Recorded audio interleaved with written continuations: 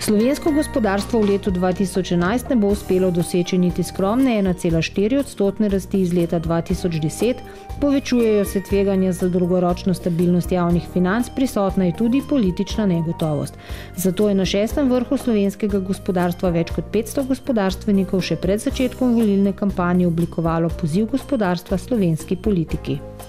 Vemo pa, kaj gre narobe in verjamemo, da zmoremo spremeniti Slovenijo v uspešno državo, kjer bodo ljudje zadovoljni, gospodarstvo pa konkurenčno in stabilno. Novi vladi predlagamo, da se imenuje za gospodarskega ministra človeka, gospodarstvenika, ki je v zadnjih 10 let vodil veliko podjetje.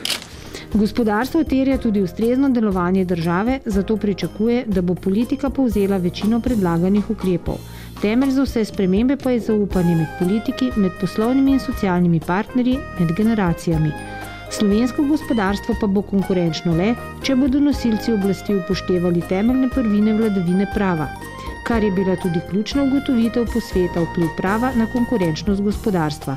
Tukaj smo zato, da krepimo zaupanje v pravo, zaupanje v državo, v delovanje sistema, v izvrševanje predpisov. Na posvetu je GZS ponovno opozorila tudi na dramatične razmere v panogi gradbeništva. Kot nadaljevanje poziva gospodarstva slovenski politiki je GZS pripravila dan strateških svetov Gospodarske zbornice Slovenije, kam in kako usmeriti Slovenijo od 2012 do 2020. Torej, tako gospodarstvo kot tudi država potrebuje strategijo, jasno vizijo. GZS je oblikovala tudi več stališč o aktualnih gospodarskih razmerah ter zakonodajnih predlogih, pomembnih za slovensko gospodarstvo. Posredovala jih je ustreznim resornim ministrstvom in vladnim službam. Dosegli smo pomembne spremembe insolvenčnega zakona, sprejem novele zakona o preprečevanju zamud pri plačilih, poenostavitev in pocenitev plačevanja davkov in drugih dajatev, uvedbo enotne vstopne točke za socialne transfere. Vztrajali smo pri racionalizaciji stroškov zdravstvene blagajne in zmanjševanju pritiskov na rast prispevne stopnje za obvezno zavarovanje ter preprečili prenaglen sprejem uredbe o zelenih javnih naročilih. Da so slovenska podjetja tudi uspešna, mednarodno konkurenčna, z visoko dodano vrednostjo, potrjujejo nagrade Gospodarske zbornice Slovenije oziroma njenih panožnih in regionalnih združenj in zbornic. Na dnevu inovativnosti je bilo izbranim inovatorjem iz regij podeljenih 12 zlatih, 23 srebrnih, 11 bronastih priznanj ter 2 diplomi za inovacije. Znanje bo opredelilo našo prihodnost. Na kongresu ZRS so razglasili najboljše računovodske servise. Podeljene so bile nagrade Netko za najboljšo upravno in spletno stran v Sloveniji. Šventnerjevo nagrado za življenjsko delo ter več drugih nagrad so prejeli ustvarjalci in založniki na 27. knjižnem sejmu. Letos ga je odprl predsednik države, dr. Danilo Türk. Povezana je z knjigo kot enim od pomembnih dejavnikov oblikovanja slovenskega kulturnega naroda v slovenski politični narod.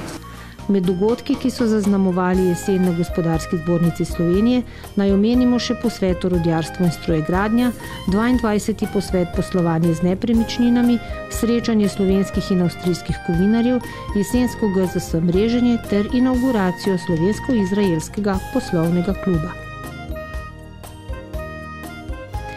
Gospodarska zbornica Slovenije se s svojim delovanjem vse skozi prizadeva za pospeševanje internacionalizacije slovenskega gospodarstva. Jeseni je gostila gospodarstvenike iz Bosne in Hercegovine in predstavnike indijskih podjetij. Pripravila izobraževalno delavnico o izvajanju poslovnih procesov v Indiji ter seminarja, kako poslovati z Nizozemsko in s Čilom. Slovene business people usually have the same open and straightforward approach as the Dutch business people have. Mednarodna konferenca Evropska unija in Ruska federacija je bila namenjena osvetlitvi težav v njunem gospodarskem sodelovanju. Konference se je udeležil tudi Alejandro Hara, namestnik generalnega direktorja Svetovne trgovinske organizacije. Konec novembra pa je na Gospodarski zbornici Slovenije potekal še seminar o priložnostih za izvoz živilskih in kmetijskih proizvodov na Kitajsko in Hongkong.